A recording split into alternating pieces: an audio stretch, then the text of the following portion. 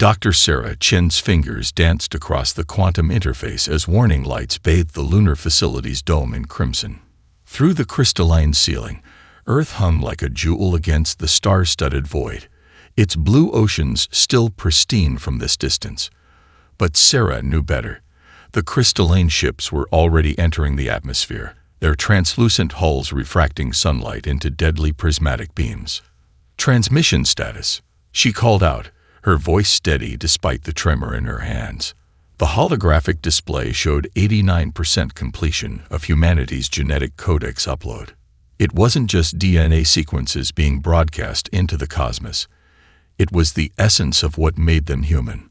Art, music, literature, scientific achievements, and the countless small moments that defined their species. Dr. James Rodriguez, her research partner of 15 years, monitored the quantum antenna array. Signal strength holding at 97%. The gravitational lensing is working. We're hitting all the targeted star systems. His dark eyes met hers, carrying the weight of 3 decades of preparation for this moment. On their primary screen, feeds from Earth showed the beginning of the end. The crystalline collected ships descended like ice formations from the stratosphere, each vessel a cathedral of transparent geometry. They called themselves the gardeners of the cosmos, but their idea of gardening involved pruning away any civilization they deemed a potential rival. Sarah allowed herself a thin smile. Let them think they were gardeners. Humanity had learned to be seeds. "Incoming transmission from Exodus Control," announced the facility's eye. "Director Chen, they're requesting confirmation of Operation Dandelion status." Sarah activated the comlink. "Tell them we're proceeding as planned. The genetic and cultural packages are broadcasting on schedule." She paused, watching as another crystalline ship entered the atmosphere over Asia. How many ships made it through? Final count stands at 12,000 colony vessels successfully transited through the wormhole network, the AI reported. Estimated human population safely evacuated. 63 million, distributed across 27 potential habitable systems. A distant flash lit up the lunar surface as one of the collective's scout ships discovered and eliminated a decoy facility. They were getting closer. Sarah had known this day would come ever since they'd detected the first crystalline probes at the edge of the solar system. The evacuation had begun that very day, though the public was never told the full truth. Better to let the collective think they were destroying humanity in its cradle. "Cultural database transmission complete," James announced, moving to final phase, launching the memory buoys. Sarah nodded, authorizing the launch sequence. Across the lunar surface, dozens of small satellites detached from hidden silos. Each contained a quantum-locked record of Earth's final days, preserved in crystalline matrices ironically similar to their attackers' technology. These would drift through space, appearing as simple debris, until future generations could recover them. "They're through lunar orbit," James confirmed. Trajectory calculations show 98% will reach their designated holding patterns. He hesitated, then added softly, "Sarah, we need to go. The last shuttle leaves in 3 minutes." She shook her head, eyes fixed on the final transmission sequence. "No time. Someone has to ensure the broadcast completes, and the facility's AI can't handle the quantum corrections alone." She met his gaze. "You know what to do." James's jaw tightened, but he nodded. They'd discussed this possibility. "The new Damascus colony will need the activation codes. I'll make sure they get them." He moved to the door, then paused. "It was an honor, Sarah. Build something beautiful out there, James, something they never imagined we could become." After he left, Sarah turned back to her work. The facility shuddered as another crystalline ship passed overhead. Through the dome, she could see the prismatic beams beginning to slice through Earth's cities, but her attention was on the quantum transmission arrays, carefully adjusting the signal to compensate for gravitational distortion. The collective thought they were removing a weed from their cosmic garden. They didn't understand that Earth's children had already scattered across the stars, carrying within them seeds of memory, vengeance, and hope. In 3,000 years, those seeds would bloom, and the gardeners would learn that some flowers grow strong enough to crack crystal. Sarah Chen worked until the end, ensuring humanity's legacy would reach the stars. Her last act was to encode a personal message into the quantum stream. Remember Earth. Remember who we were, but become something more. The crystalline beams found her still at her post, a slight smile on her face as the final transmission completed. The living starship Dream of Earth curved through the stellar nursery of the Andromeda Crown, its biosynthetic hull rippling with patterns that mimicked the surrounding nebula gases. Inside the ship's neural center, Jun Wei stood surrounded by floating holographic displays, his modified eyes tracking quantum data streams with practiced ease. "Another signal from the memory boys?" asked Captain Maya Rodriguez, her great-great-grandmother's Spanish accent still present in her speech despite 3 millennia of linguistic drift. As the youngest starship captain in the 7th Fleet, she'd earned her position through an uncanny ability to communicate with the living vessels. Jun nodded, his fingers weaving through the quantum data. "This one's different. The encryption signature matches the original Earth broadcasts." He paused, eyes widening.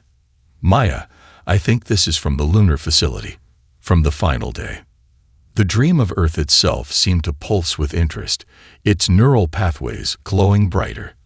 Like all living starships, it carried within its genetic code fragments of Earth's memory, passed down through generations of bioengineering.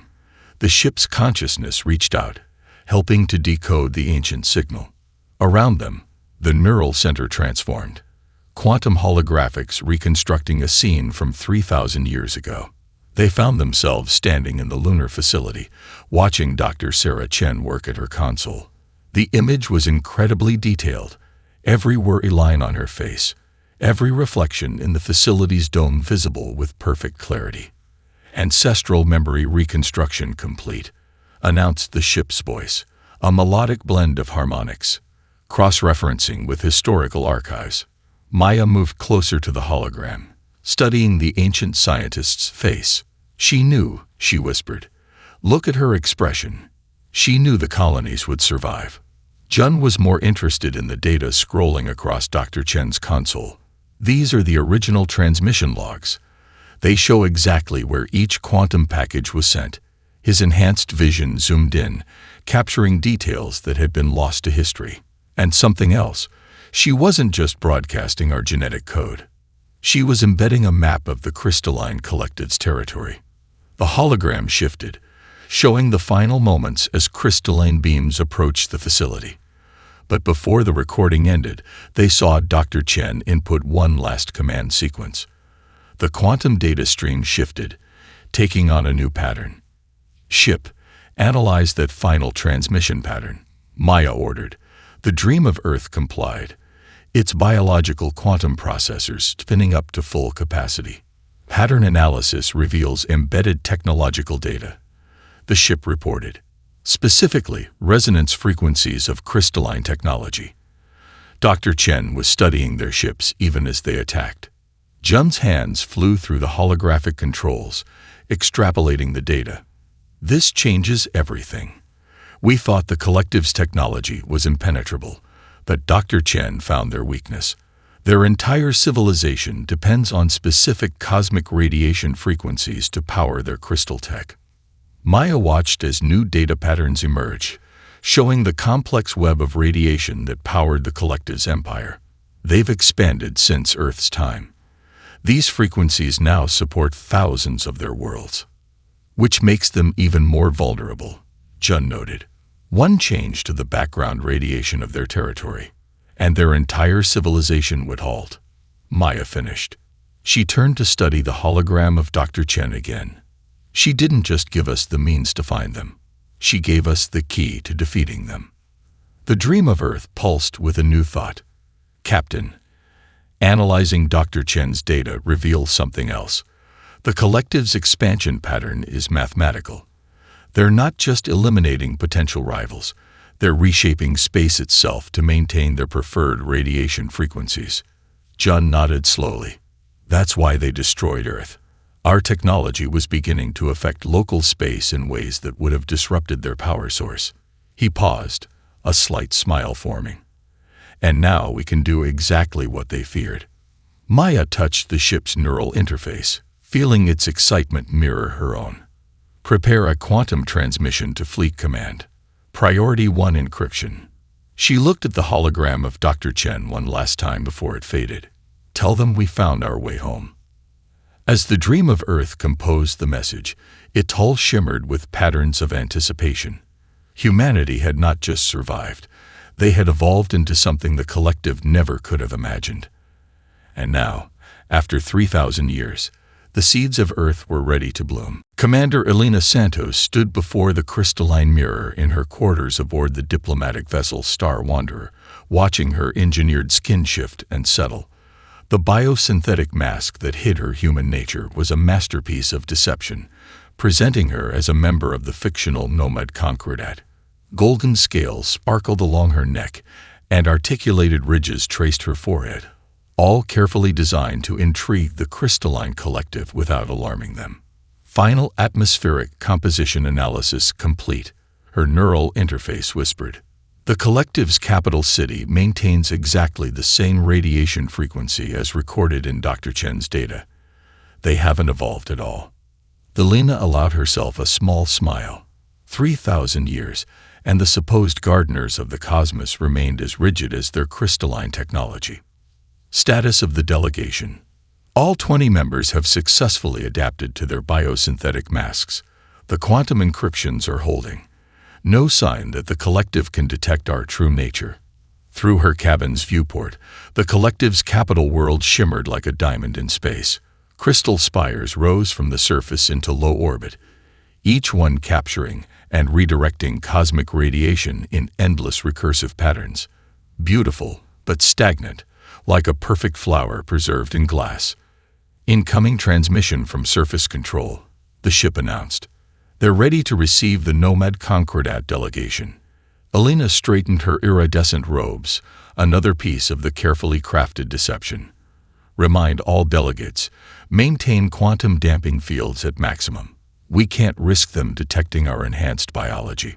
The descent to the surface was a symphony of light, their shuttle passing through layers of crystalline architecture that would have seemed impossible in Earth's time. Elena's enhanced senses recorded everything, paying special attention to the resonance frequencies that kept this glittering civilization alive. First Arbiter Santel greeted them in a hall made entirely of living crystal, his translucent form refracting the light into complex patterns. Welcome, honored members of the Nomad Concordat. Your reputation for trading in unique biological specimens precedes you. Elena bowed, her engineered scales catching the light. The Concordat is honored to establish relations with the legendary crystalline collective. The words tasted bitter, but her voice remained smooth. We bring samples of biosynthetic technology that we believe will interest you. The Arbiter's crystalline features shifted in what passed for excitement among his kind. Fascinating. Our records show no other civilization has successfully merged organic and synthetic components. We find that growth requires flexibility. Elena replied, letting him hear the subtle emphasis. Her enhanced senses detected a slight disruption in his radiation pattern, the first hint of concern. The diplomatic dinner that followed was a masterpiece of subtle manipulation. Elena's team presented carefully selected examples of their technology, each one hinting at capabilities that made the collective's leaders increasingly uneasy. They had expected simple traders, not a civilization that might rival their own. Later, in her assigned crystal quarters, Elena received a secure quantum transmission from Junwei aboard the Dream of Earth, waiting at the edge of collective space. We've confirmed it. His excited whisper came through her neural link. Their entire civilization still operates on the exact harmonic frequencies Dr. Chen documented. They haven't just avoided evolving. They've actively prevented any change to their basic systems. Elena watched light play through the crystal walls of her room. Because they can't change. Their whole society is a single resonating structure. Change one frequency, and the whole thing starts to fall apart. Jun finished. "We don't need to destroy them. They've built their own prison. And we have the key." "Keep the fleet ready," Alina vocalized. "But let's see how many of their other secrets we can learn first." She paused, sensing movement in the crystal corridors outside. Time to play our part as simple traders, fascinated by their magnificent civilization. As she prepared for another round of diplomatic meetings, Alina thought of Dr. Chen's final message, still preserved in quantum storage after 3 millennia. Become something more. Humanity had done exactly that, evolving far beyond what the collective could comprehend. Now they would use that evolution not for simple revenge, but to reshape the galaxy itself. The gardeners would learn that their carefully tended crystal garden was about to experience an unexpected season of change. Alina walked through the lower levels of the crystal city, her biosynthetic mask reflecting prismatic patterns across the translucent walls. Here, far beneath the gleaming spires where the collective's leaders dwelled, the crystal structures were older, their resonance frequencies subtly different from the carefully maintained harmonies above. Her enhanced senses detected something else, microscopic imperfections in the crystal lattices, forming patterns too regular to be natural. As she passed one particularly dense cluster, her neural interface picked up a whisper of quantum communication. "They're here," she subvocalized to her team. The theorized survivors. They'd been hiding in plain sight, using the crystal structures themselves as communication channels. Dr. Yuki Tanaka, disguised as another member of the Nomad Concordat, joined her at a crystal intersection. The quantum signatures match multiple extinct species profiles. They've adapted the collective's own technology against them. Alina placed her hand against a crystal wall, letting her biosynthetic skin sensors decode the hidden messages flowing through the structure. Ancient mathematical languages blended with newer encryption methods, creating a secret network that spanned the entire city. "Remarkable," Yuki whispered. "They're using harmonic frequencies the collective considers waste noise. Every conversation the crystals carry creates cover for their communications." A subtle shift in the light caught Alina's attention. Down a seemingly dead-end corridor, a section of crystal wall rippled like water. A figure emerged, humanoid, but with bioluminescent patterns flowing across its skin. Its features belonged to a species the collective had supposedly eradicated centuries ago. "We know what you are," the figure said in perfect quantum-encoded speech. "We've been watching since you arrived. You're not the only ones who learned to wear new faces." Alina signaled her team to secure the area. "I am Commander Alina Santos of the Human Expedition. We seek Toe." "Humans," the figure interrupted, its bioluminescence pulsing with excitement. "Earth's children." The legends were true. It gestured for them to follow. "Come, there are others who need to meet you." They passed through the rippling crystal into a hidden network of chambers. Here, Alina saw the true scope of the survival network. Beings from a dozen extinct species worked at biocrystal interfaces, monitoring communication channels, and maintaining their hidden infrastructure. Their guide introduced itself as Zara Ven, last speaker of the Luminar people. "We are the Echo Network. For centuries, we've preserved what the collective sought to destroy. Some of us even remember Earth." Alina stopped. "That's impossible. Earth was destroyed 3,000 years ago." Zara Ven's bioluminescent patterns formed complex shapes.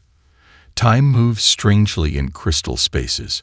Some of our people were already hidden here when Earth fell. We received Dr. Chen's quantum broadcasts. We've been waiting for humanity to return. In a central chamber, a massive crystal matrix pulsed with stored data. "Our archive," Zara Ven explained. "Every atrocity, every destroyed world, every species they try to erase. But also their weaknesses, their blind spots, their fears. The collective doesn't just fear potential rivals."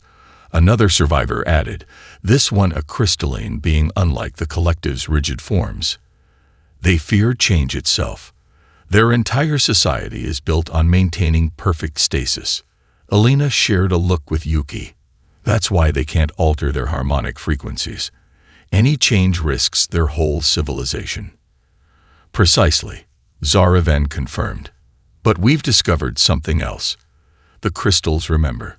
Every structure they built carries echoes of the worlds they destroyed. With the right resonance, we could make those memories surface. Alina's mind raced with possibilities. Not just evidence of their crimes, but a weapon of truth, Zaraven finished. Imagine their perfect crystal cities reflecting the faces of every species they've tried to forget. Imagine their own technology forcing them to confront their history. Through her neural link, Alina contacted the Dream of Earth. Jun, we're going to need to modify our plan. The crystal cities aren't just their strength, they're their conscience. And we've just found allies who know how to wake it up. As the survivors shared their knowledge, Alina realized humanity's return meant more than revenge. They had become a catalyst for change in a galaxy the collective had tried to freeze in crystal perfection. Spring was coming to their carefully tended garden, and no force in the cosmos could stop it. Deep within human space, aboard the orbital sanctuary called Remembrance, Master Memory Keeper Aisha Chen Rodriguez traced her fingers across a DNA-encoded crystal matrix. Her geneticist ancestors, starting with James Rodriguez, had carefully preserved the genetic memory techniques developed by Sarah Chen. Now, after 3,000 years, those memories were about to serve their final purpose. Ecosphere satellite network coming online, announced her apprentice, Marcus Way. His neural interfaces glowed softly as he communicated with the ancient devices, quantum coherence at 98%. Around them, the sanctuary's dome displayed a real-time map of near-Earth space, showing dozens of memory buoys awakening from their millennia-long dormancy. Each contained perfect quantum recordings of Earth's final days, preserved through Dr. Chen's breakthrough in crystal matrix encoding. Signal from Commander Santos, Marcus reported. The Echo network is ready. They've adapted their crystal communication channels to receive our transmission. Aisha nodded, feeling the weight of generations in her modified genes. Every memory keeper carried fragments of Earth's final moments, encoded into their very DNA. Now those fragments would become a key to awakening the consciousness of the collective's crystal cities. Begin sequence, she commanded. The sanctuary hummed as ancient machinery spun to life. Transmit the first memory. Sunrise over the Pacific, the morning of the attack. The ecospheres pulsed in harmony, their quantum signals reaching across space. On the display, Aisha watched the wave of data ripple through the galaxy. In every crystal city of the collective, microscopic imperfections in their structures would begin to resonate with Earth's memories. Second sequence ready, Marcus announced. The children in Mumbai Central Park. Aisha closed her eyes, accessing her own genetic memories of that moment. They were flying kites. Paper kites, dancing in the wind. Show them what they tried to erase. The transmission continued, each memory building on the last. A street musician in Rio, playing her violin as crystal ships appeared in the sky. A wedding in Cape Town, the couple sharing their first kiss as shadows fell across the city. A farmer in Kansas, touching the soil of his family's land one last time. Quantum coherence rising, Marcus reported, excitement in his voice. The Echo Network's crystal matrices are amplifying our signal. The memories are spreading through their entire communication system. On their displays, they watched the wave of awakening spread. In every collective city, crystal structures began to shimmer with Earth's last moments. Not just the destruction, but the life, the joy, the simple beauty of a world they had tried to forget. Incoming transmission from the Dream of Earth, Marcus said. Jun Wei reports the crystal cities are responding. The memories are triggering resonance patterns they've never seen before. Aisha smiled. The crystals remember. They've always remembered. We're just helping them speak.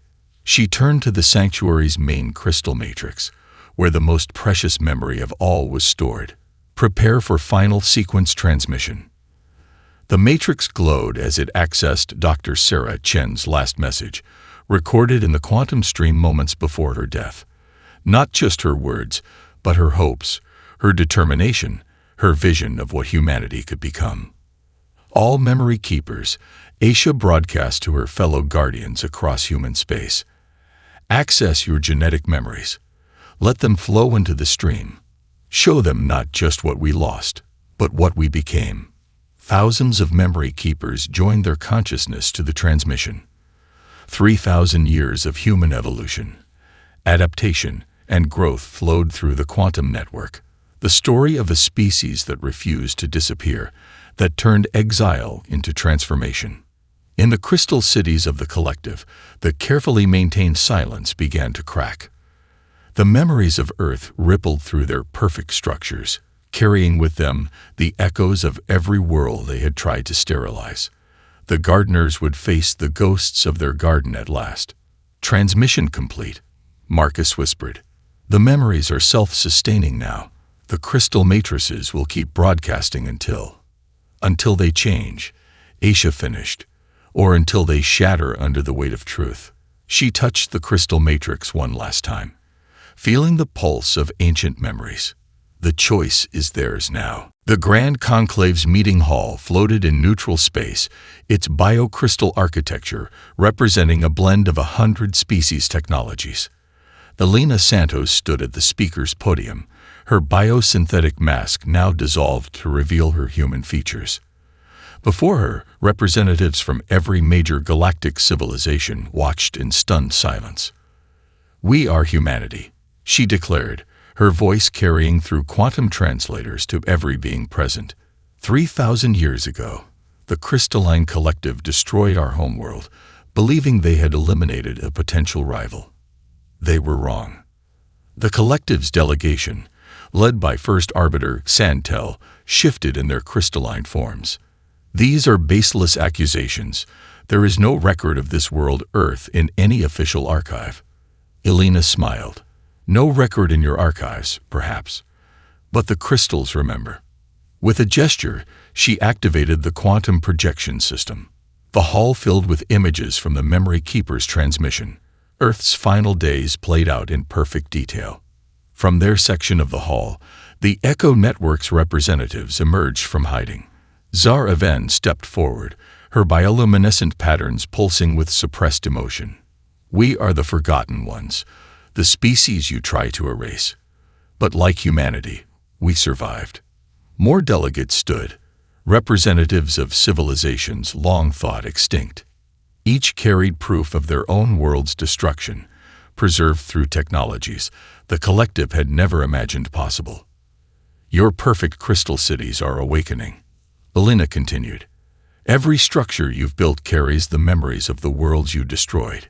Your own technology testifies against you." The hall's biocrystal walls began to resonate with the transmitted memories. Earth's final sunset painted the chamber in gold and crimson. The sound of children's laughter echoed from 3,000 years ago. The last song of Earth's whales vibrated through the crystal floor. "This is manipulation," Santel protested, but his crystalline form flickered with uncertainty. "Some trick of quantum engineering." Jun Wei stepped forward from the human delegation. "No trick. Only truth, preserved in the same crystal matrices you use for your cities. Would you like us to demonstrate how we decoded these memories? How we learned to speak to the crystals you thought were merely tools?"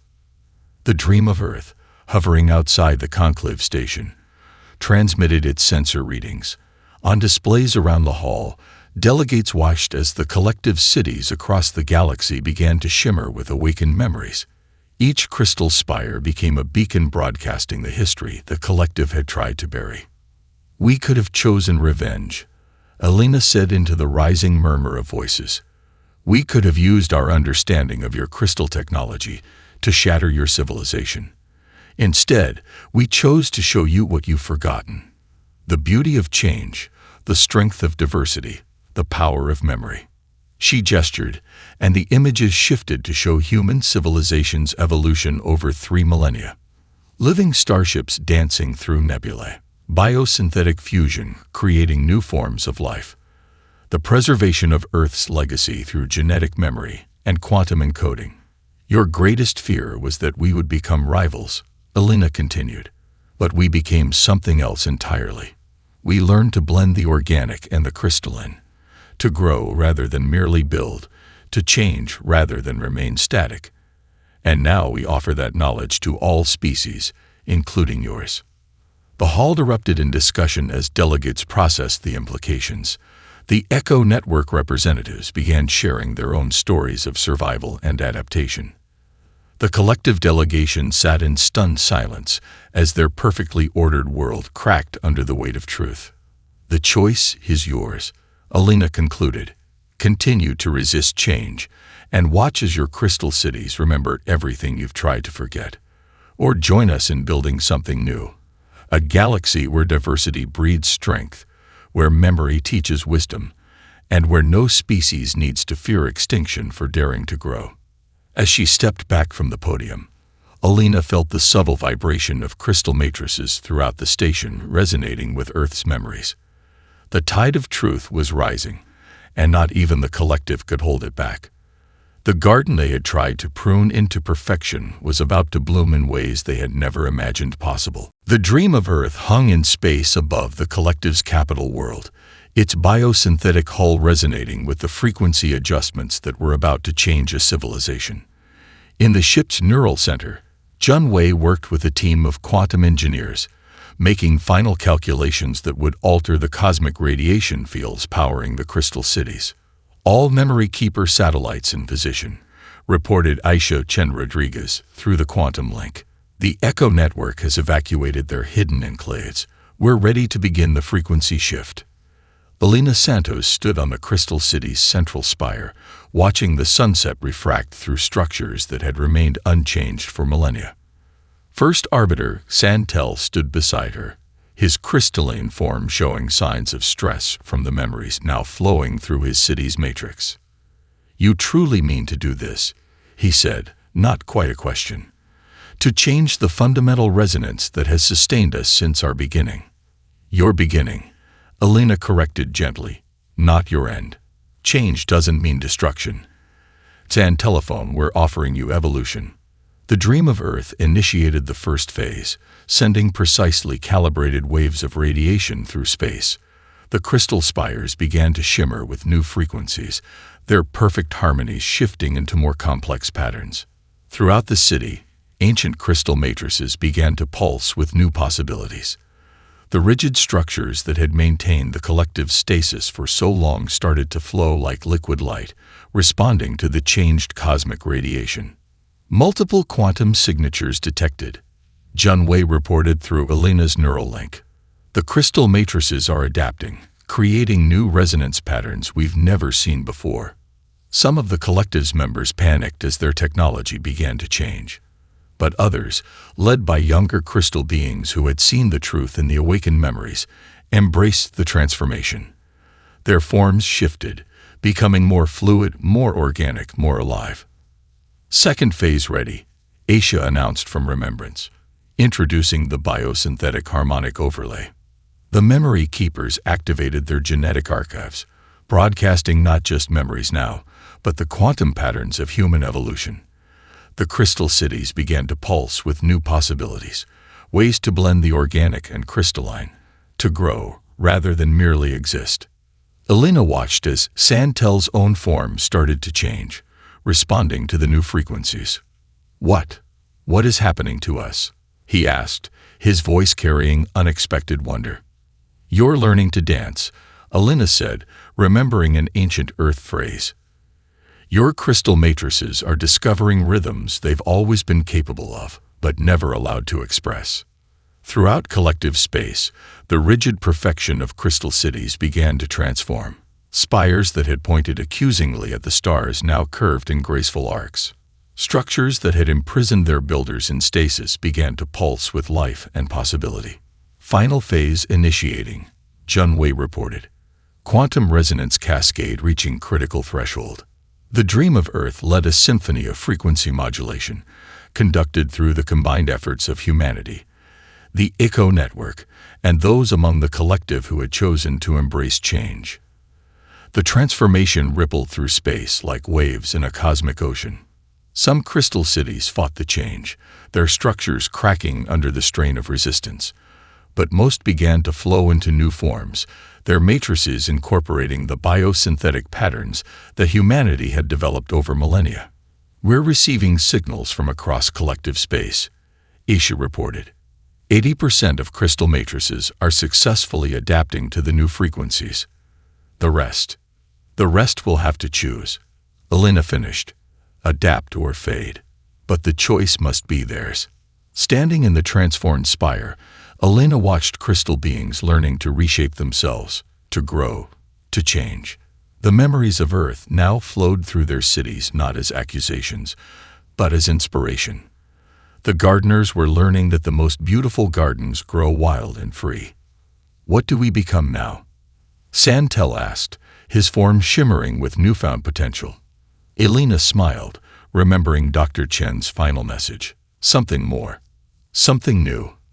The future isn't a perfect crystal to be preserved. It's a garden to be grown. And now, finally, you can help it flourish." The cosmic radiation frequencies continued to shift, and with them, a civilization began to bloom in ways it had never imagined possible. The crystal gardens were awakening to their first true spring. Where Earth once danced its eternal orbit around the sun, a new wonder took shape. The solar memorial stretched across the entire system, a living museum of humanity's past and future.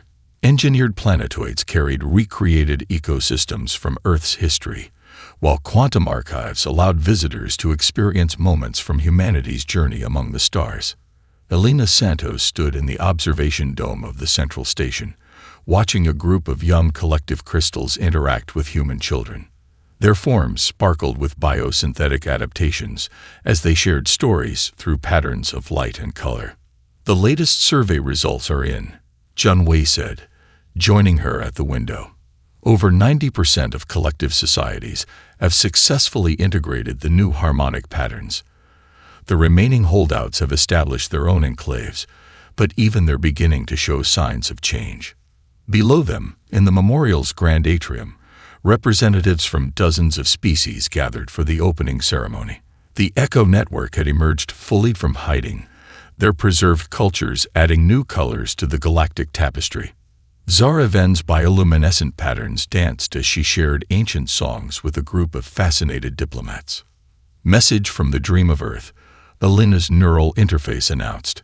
"They've completed the final calibration of the system-wide quantum matrix."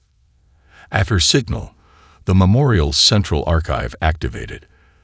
The space filled with images from across time, Earth's final sunset, the long exodus through the stars, the moment of return, and the transformation that followed. But these were no longer memories of loss. They had become lessons in renewal. Master Memory Keeper Aisha stepped forward to address the gathered species. Her genes still carried echoes of Sarah Chen's final message, but now they'd also held the story of humanity's evolution. 3,000 years ago, this system witnessed an ending. Today, it welcomes a new beginning. The quantum archives shimmered, showing images of the transformed crystal cities. Where once stood rigid spires of pure geometry, now flowed living structures that merged the best of organic and crystalline engineering. The collective's greatest fear, change, had become their salvation. "We created this memorial," Elena added, "not to dwell in the past, but to light the way forward. Each ecosystem, each archive, each quantum memory serves as both remembrance and teaching." Young species from across the galaxy would come here to learn, to study in the universities being established throughout the system. The crystal cities' awakened memories joined with human genetic archives and the Echo Network's preserved cultures to create something unprecedented, a living library of galactic wisdom. First Arbiter Xantel, his form now a flowing blend of crystal and biosynthetic patterns, approached Elena. "My predecessors feared that humanity would become our rivals," he said. "Instead, you became our teachers, our awakeners." Elena smiled. "And you've become something your ancestors never imagined possible." The gardeners learned to let their garden grow wild. Around them, the memorial continued its work. In one chamber, scientists studied the principles that allowed the merging of organic and crystalline technologies. In another, artists from 100 species collaborated on works that celebrated both change and preservation. The dream of Earth sent new readings. The quantum harmonics throughout the system had stabilized. The transformed radiation frequencies now supported both crystal cities and living ships, rigid structures and flowing forms, preservation and growth. Message incoming from the outer system arrays, Junwei reported. New signals detected at the edge of known space. Previously unknown species emerging into galactic society. Prepare a welcome, Alina said. The garden grows. In the heart of the memorial, a single crystal display held Dr. Sarah Chen's final transmission. But now it was surrounded by the stories of all that had followed. Humanity's journey, the Echo Network's survival, the collective's transformation. A reminder that endings could become beginnings, that destruction could lead to renewal, that change was not something to fear but to embrace. The solar system that had witnessed humanity's greatest tragedy now cradled their greatest achievement. Not revenge, but renaissance. The garden they had created would continue to grow, fostering new life, new civilizations, new possibilities.